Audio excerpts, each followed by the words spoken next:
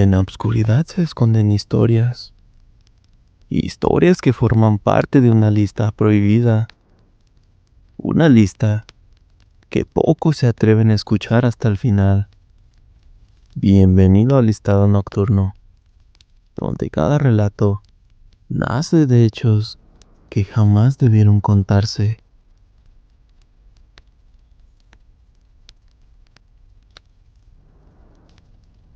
Nunca creí en esas historias que cuentan allá arriba, en las montañas Apalaches. Cuando era chico, siempre pensé que los cuentos eran inventados, una forma de asustar a los turistas o de evitar que los niños se adentraran demasiado en el bosque después del anochecer. Cada pueblo tiene sus historias de fantasmas, pero los valles de acá se aferran a las cosas. La semana pasada dejé de reírme de esas historias. Todo comenzó cuando fui a la cabaña de casa de mi familia por unos cuantos días.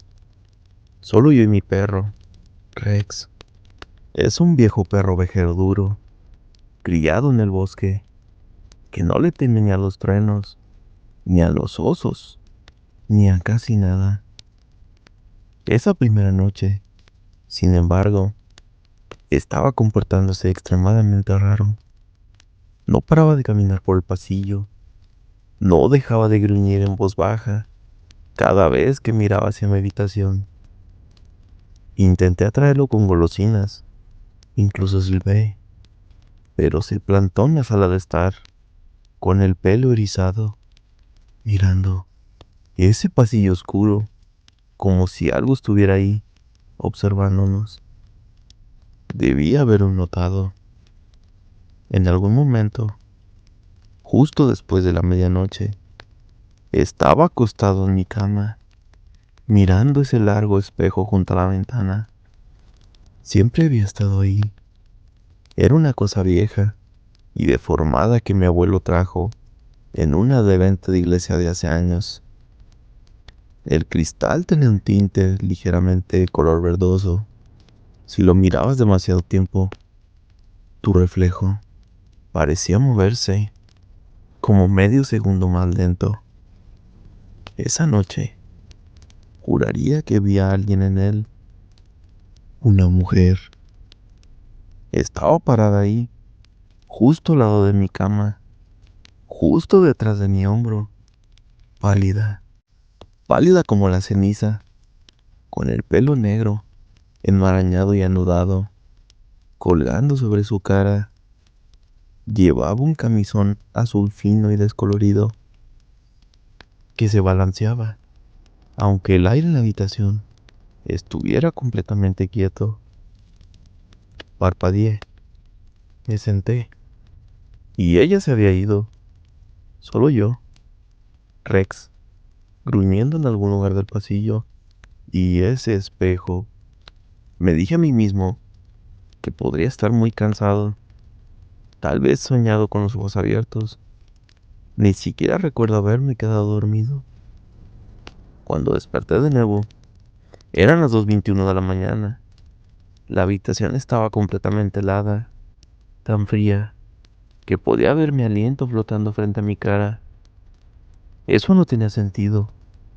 Era pleno verano, del tipo de calor bochornoso que se te pega a la piel, incluso después del atardecer. Algo se sentía muy mal. El silencio era pesado, como si el bosque de allá afuera estuviera conteniendo la respiración. Y entonces volví a mirar el espejo. Ese fue mi error. Ella estaba ahí, cada vez más cerca, llenando el cristal. Su cara, su cara, Dios. La mitad se había ido. Había una herida de bala justo encima de su ojo izquierdo, aún fresca, sangre oscura goteando por su mejilla y cayendo en su camisón. Su boca estaba abierta, como si hubiera tratado de decir algo, pero no salía ningún sonido. No esperé a ver más. Salté de mi cama, me puse las botas y corrí. Corrí por ese maldito pasillo. Rex ya estaba en la puerta gimiendo, con la cola entre las piernas. Lo agarré, salí corriendo. No paré de correr hasta que llegué a mi camioneta. Cuando miré hacia atrás, la cabaña estaba oscura, excepto por la ventana de mi habitación.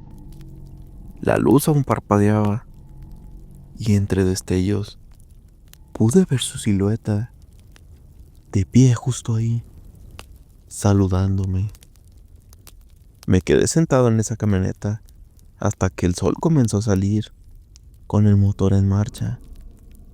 Cada instinto en mí gritando que me largara y que jamás volviera. Pero algo me seguía atrayendo. Curiosidad tal vez, terquedad. Cuando la luz del día finalmente atravesó la niebla, volví a subir por el camino de tierra. La cabaña se veía diferente por la mañana, más pequeña, más tranquila, casi inocente. Rex se quedó en la camioneta, gimiendo mientras yo subía por los escalones del porche. Y adentro, todo seguía igual. Mi cama estaba sin hacer, el aire viciado y húmedo, como si el fuego se hubiera apagado hace días.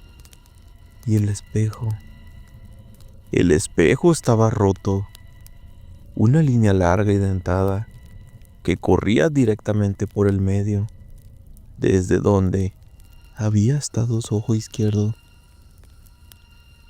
Pero lo que no me congeló no fue la grieta, fue lo que estaba escrito en el cristal. Alguien o algo había trazado palabras en la condensación.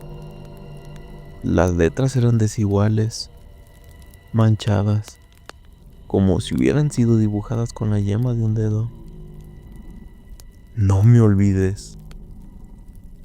Debajo de eso, presionadas débilmente en el polvo, a lo largo del marco, había huellas dactilares, pequeñas y delicadas, y una mancha roja oscura donde su mano podía haber descansado. Retrocedí, con el corazón latiendo con fuerza.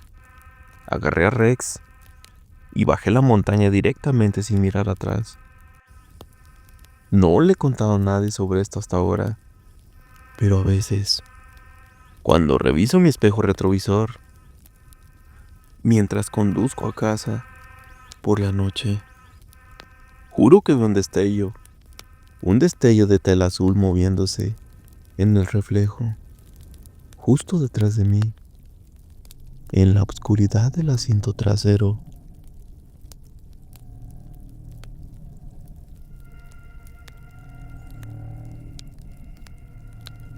Soy arqueólogo, apasionado de la antropología. Siempre me han fascinado las historias de terror, y fue en una de ellas donde escuché el tema por primera vez. Hablar del Valle Inquietante. Me obsesionó el tema, sobre todo al leer que podía tener origen en nuestro propio genoma. Una de las hipótesis decía que esa incomodidad ancestral ante lo casi humano podría deberse a antiguas criaturas peligrosas muy parecidas a nosotros, con las cuales el simple segundo que tardase en dudar si eran personas o no, bastaba para que te mataran. Hace poco participé en una excavación en el Amazonas. Unos drones con sensores térmicos habían detectado estructuras enterradas, una especie de ciudad perdida. Cuando mis colegas comenzaron a excavar, descubrieron restos de una civilización desconocida. Me llamaron a mí por el interés en las culturas precolombinas. Había tablas, amuletos, adornos y vasijas con inscripciones en una lengua extraña. Una mezcla de varios sistemas de escritura de la zona. Pasé semanas descifrándolas, intentando comprender sus ilustraciones. figuras humanas, junto a cuerpos humanoides mucho más grandes, de piel oscura, con un cuello anormalmente largo y una cara dibujada en el pecho. Supuse que eran dioses o espíritus, pero al traducir los textos confirmé algo peor. Hablaban de las criaturas nocturnas que cazaban a los incautos.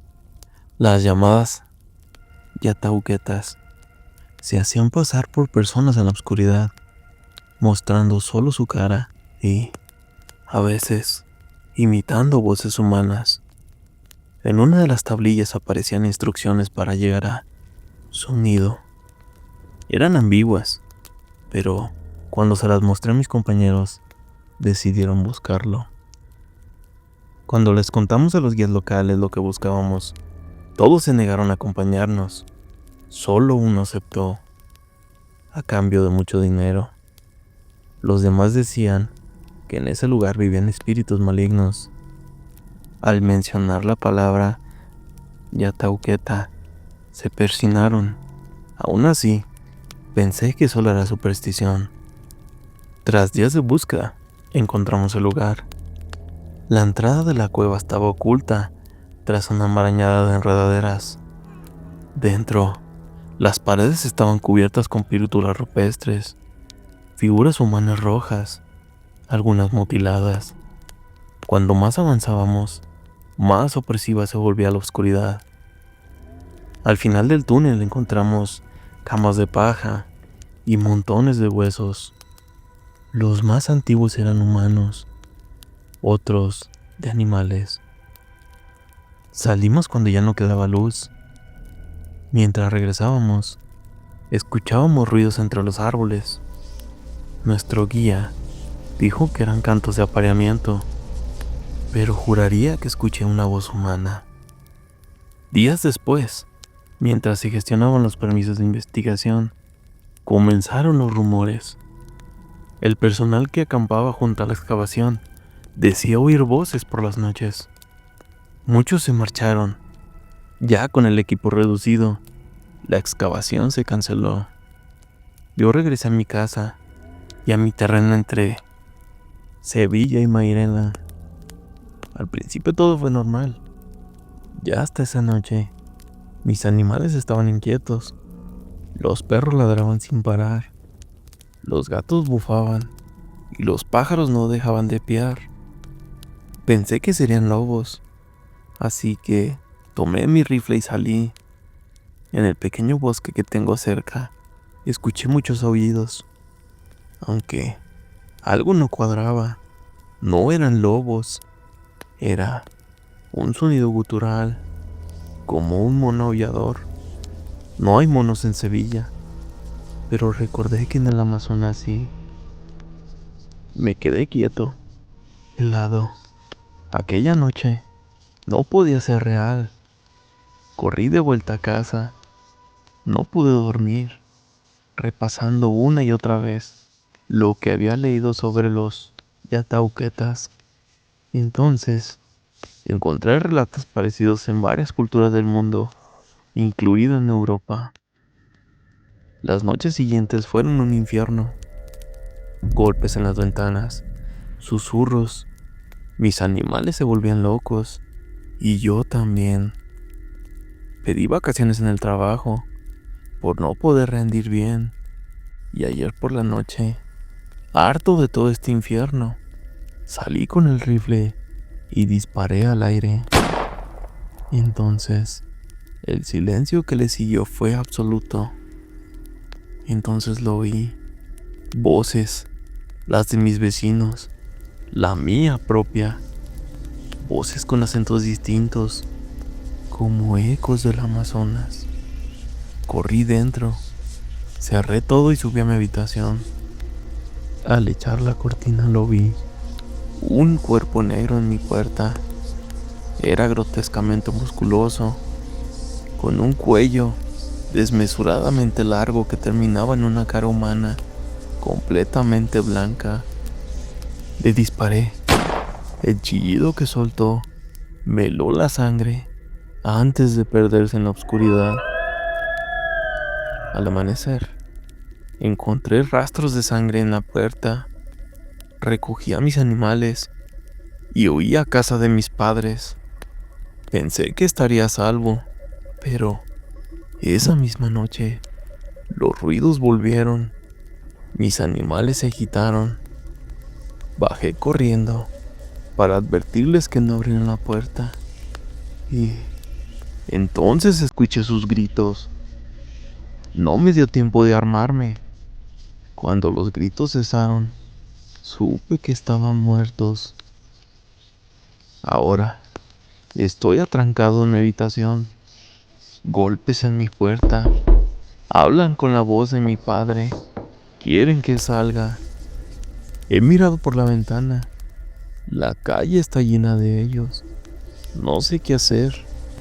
Solo pienso en la pistola de mi padre. En acabar con esto antes de sufrir que me coman vivo. Aunque supongo que me lo merezco. Ellos murieron por mi culpa. Por la culpa de la curiosidad.